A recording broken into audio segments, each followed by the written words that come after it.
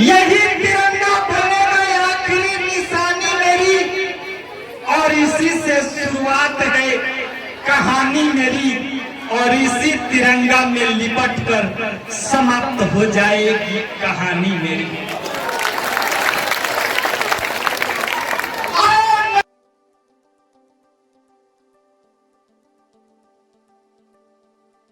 दिवस पर उपस्थित मेरे नौजवान दोस्तों, शिक्षकगण, मेरे प्यारे बच्चे एवं बच्चियां,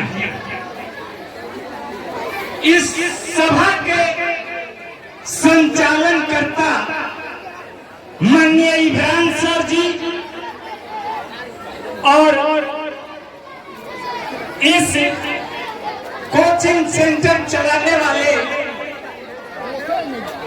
हमारे गोविंदा सर जी, मां शारदा कोचिंग सेंटर के इस प्रांगण में झंडा तोलन करता सभी तमाम उपस्थित लोगों को मैं उन्नति प्रगति पूरे परिवार की शुभकामना, शिक्षा विकास का शुभकामना करता हूं, और बहुत बहुत सम्मान देते हुए आप सभी तमाम लोगों को नम्र निवेदन प्रदान करता हूं।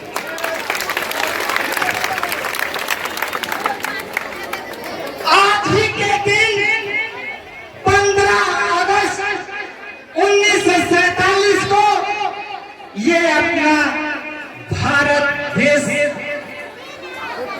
स्वतंत्र हो गया। आज ही के दिन हमें आजादी मिली, ये सब लोग जानते हैं, ये बताने वाली कोई बात नहीं है। लेकिन आज ही के दिन हम उन शहीदों को याद करते हैं जिन्होंने अपनी प्राणों की आहुति देकर यह आजादी हासिल की थी। तो आइए मैं इस तिरंगे झंडे को सलामी देते हुए मैं इस शायरी से शुरुआत करता हूं।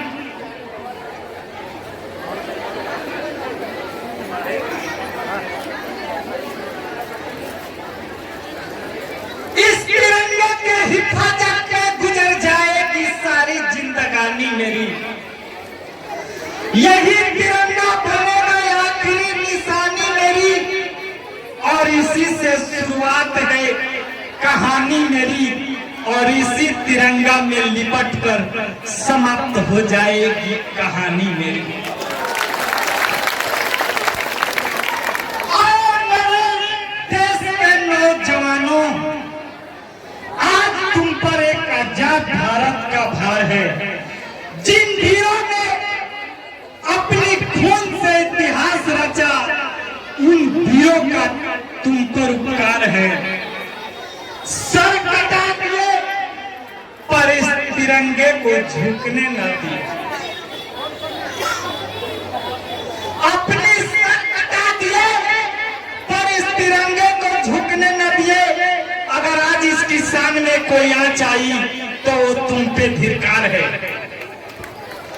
भारत माँ के लाल हैं हम, भूखे नहीं किसी सम्मान के, मौत न जाने कहां से आए, हम खड़े हैं सर पर कफन बांध के, और चैन से सोना मेरे देशवासियों, क्योंकि तुम्हारे रक्षा के लिए कोई सरहद पर खड़ा है सीना तान के।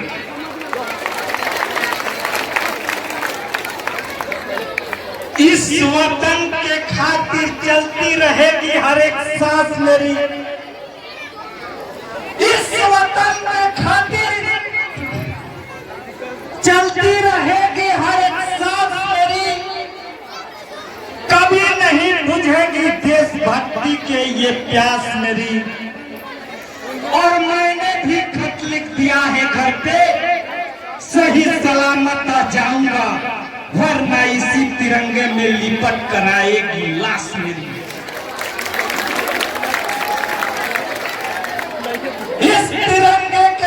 हिफाजत में, इस तिरंगे के, इस वतन की रक्षा कर सकूं, मुझे इस काबिल बना देना।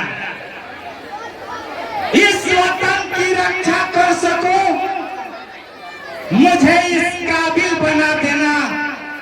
अगर शहीद हो जाऊं तो शान से इस पवित्र मिट्टी में मिला देना। अगर भूल कर भी मैं अपनी वतन के साथ करूं गद्दारी, तो मेरे जिस्म के टुकड़े टुकड़े टुकड़े टुकड़े करके कुत्तों को खिला देना।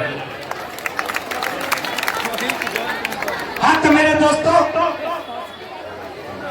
सन 1919 में जालियांवाला बाग में जो कांड हुआ, हम पूरा विस्तार से तो नहीं बता सकते हैं, लेकिन शॉर्ट नोट में, इसलिए कि समय बहुत कम है, तो उस जालियांवाला बाग में हमारे देश के लोग एकत्रित होकर और ये बातें कर रहे थे कि इन अंग्रेजों के जुल्म और अत्याचार के खिलाफ हम सभी हिंदुस्तानियों को मिलकर आवाज उठाना चाहिए। तब तक अंग्रेजी फौज के एक बहुत बड़ा अफसर था जनरल डायर, उसको मालूम चला तो वह पूरे फौज के साथ आकर जालियांवाले बाग में जिधर से निकलने का रास्ता है उधर से ही फौज को घुसा दिया और गोली चलाने का आदेश दे दिया।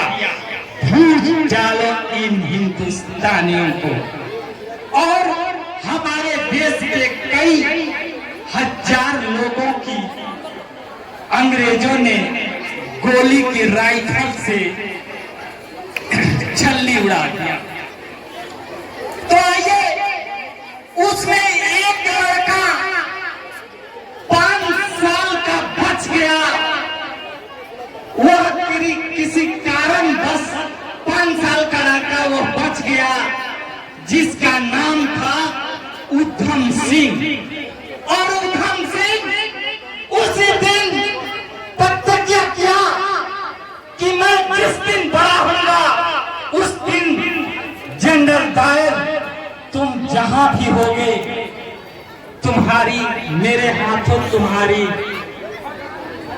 मौत निश्चित है। और उधम सिंह जब बड़ा हुआ तो जनरल डायर को खोज किया तो पता चला कि जनरल डायर तो रिटायर होकर और लंदन चला गया। और उधम सिंह को बहुत अफसोस हुआ और लंदन जाना पड़ा। और लंदन जाकर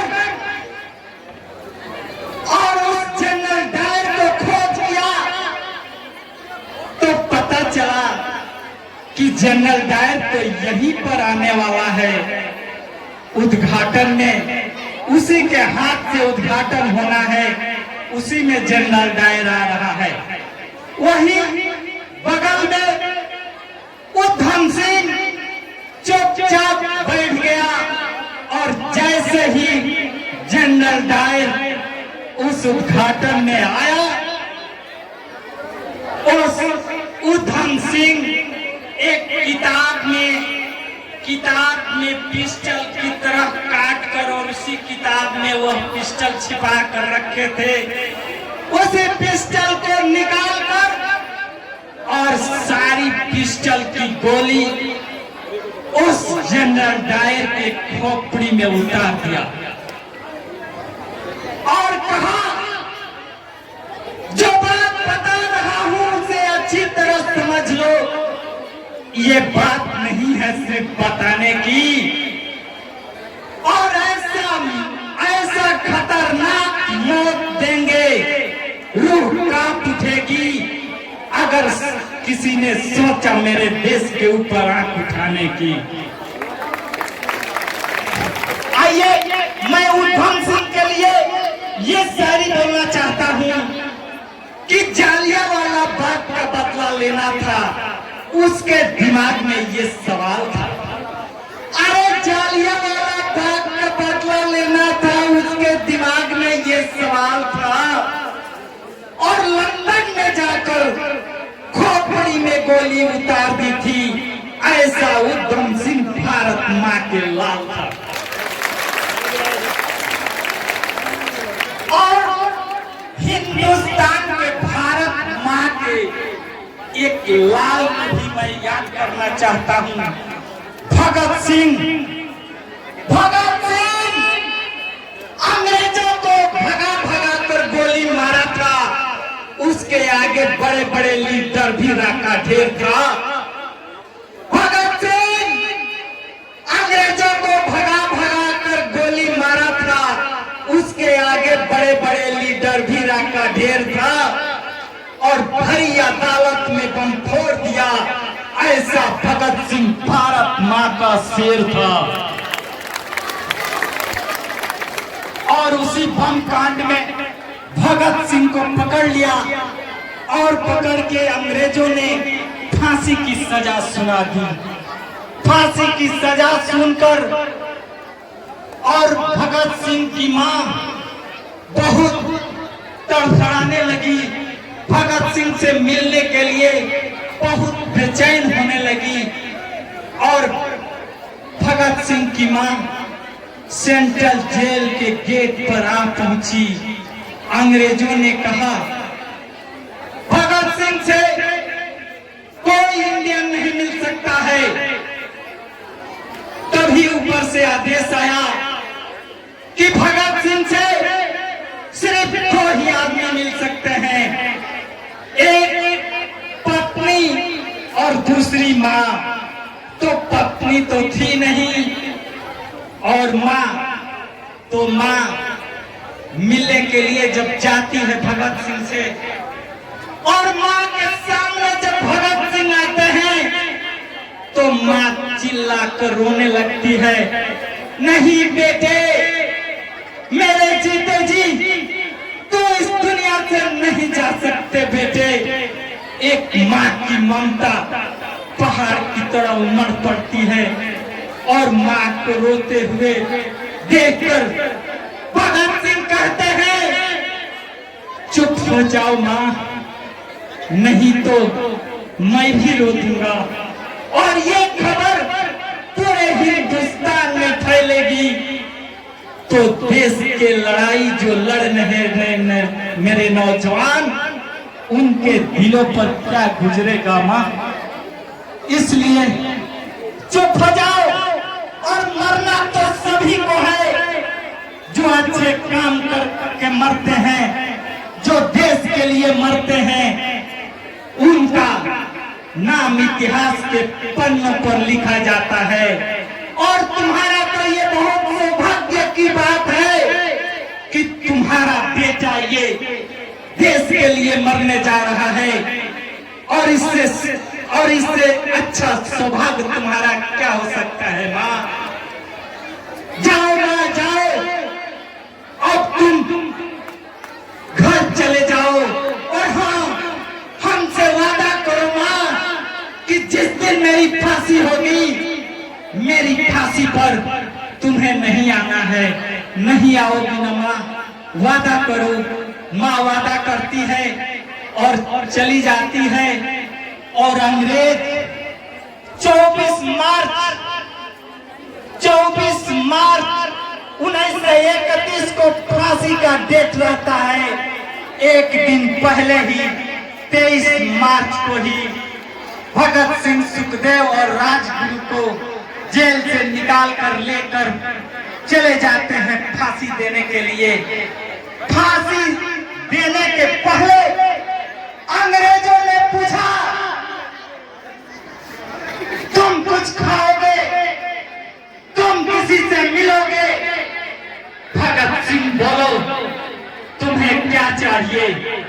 भगत सिंह बोलते हैं, ना मुझे धन चाहिए, ना मुझे धन चाहिए, अमन भरा मुझे ये वतन चाहिए, वतन के लिए मरूं तो तिरंगा मुझे ये वतन चाहिए।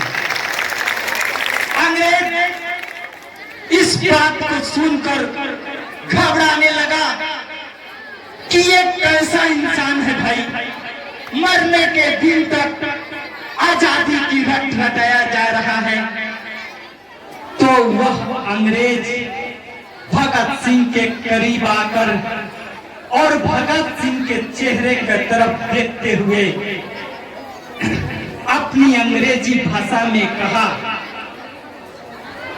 तूने कैसी वतन से प्रीत लगाई, अरे तूने कैसी वतन से प्रीत लगाई, तू भूल गया किसी के माँ, तू भूल गया किसी माँ के बेटे हैं और किसी बहन के तू है भाई, और किसी ने अभी अभी तेरे नाम की अपने हाथों में मेहंदी है रचाई।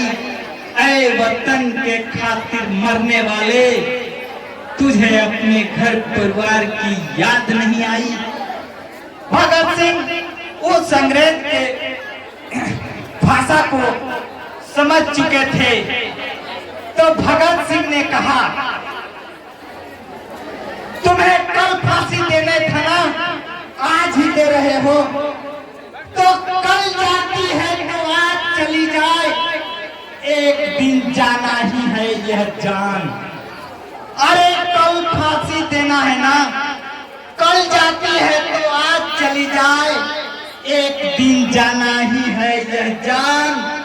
कीड़े मकोड़े की तरह मरने से अच्छा है वतन के लिए हो जाओ कुर्बान। और तुम जानना चाहते हो कितनी मोहब्बत करते हैं हम, अरे मरते हुए भी मुंह से आएगा हिंदुस्तान। अब मैं इशारों के साथ मैं एक दो शायरी बोलकर और ये समाप्त करना चाहता हूँ। काश जिंदगी में कभी यो ना शाम आ जाए, अरे काश जिंदगी में कभी यो ना शाम आ जाए, जिस मिट्टी से जन्मे उसका भी कभी काम आ जाए। और रोज शाम को यही रब से दुआ करते हैं, देश के लिए शहीद हो जाए ताकि शहीदों में मेरा भी नाम आ जाए।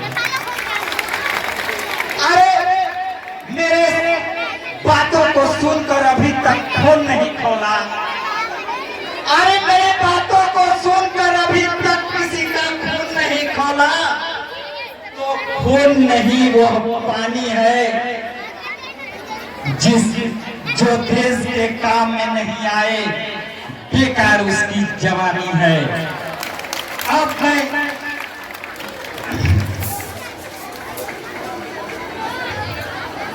अब मैं इन्हीं शब्दों के साथ मैं अपना वक्तव्य समाप्त करता हूं। जय हिंद, जय भारत।